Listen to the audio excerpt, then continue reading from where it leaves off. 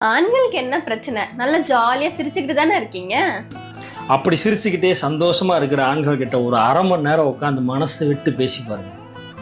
கண்ணீரை துடைக்கிறதுக்கு கைக்குட்டை பத்தாது.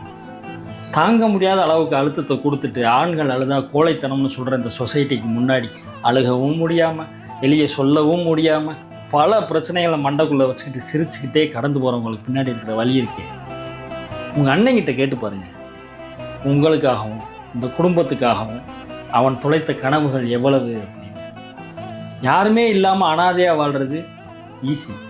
ஆனால் எல்லாருமே இருந்தும் வெளிநாட்டிலையும் வெளியூர்லையும் 2 வருஷம் கஷ்டப்பட்டால் தன்னோட குடும்ப கஷ்டத்தை போக்கிடலாம்னு 20 வருஷம் ஆகியும் திரும்பி வர முடியாமல் அனாதையாக வாழ்ந்துக்கிட்டு இருக்க உங்கள் கணவர்கிட்ட கேளுங்க அந்த சிரிப்புக்கு பின்னாடி இருக்கிற வழியை.